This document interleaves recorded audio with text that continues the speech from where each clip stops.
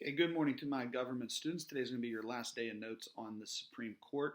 As you guys can see with the notes, it is a very short chapter, so I don't think you guys are going to have much of a problem with it. Your test is going to be posted tomorrow morning at about 10 a.m., and you will have until Friday evening to complete it. All right, so let's just get right back into the PowerPoint. Start on slide number 6. Now, where it says all judges, we're talking about all Supreme Court justices.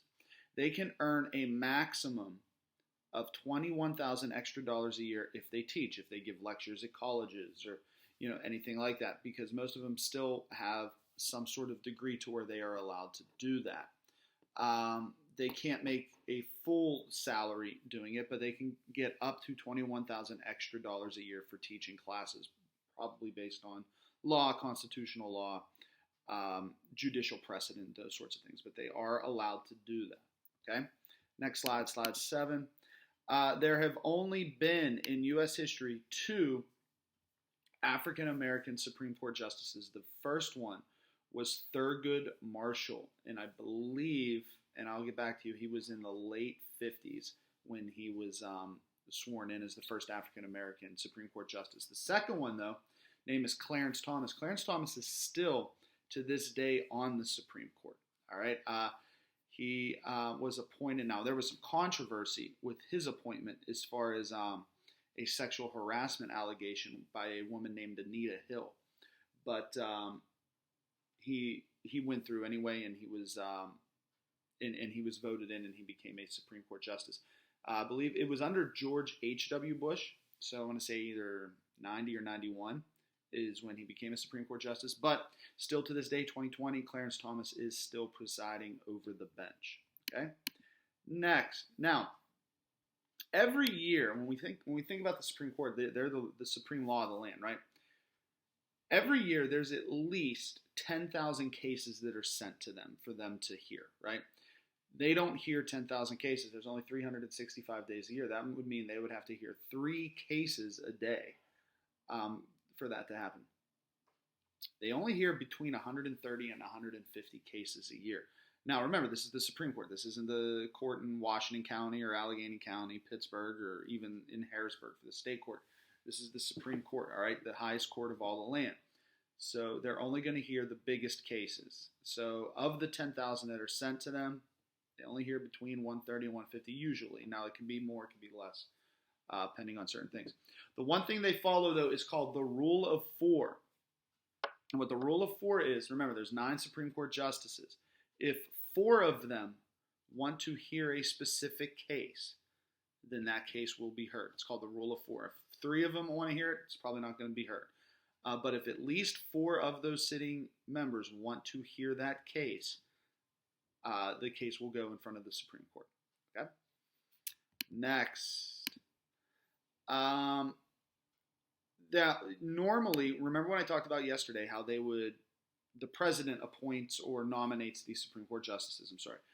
Obviously, when Donald Trump is nominating justices, he's going to nominate conservative judges, right? When Obama was nominating judges, he's nominating liberal judges.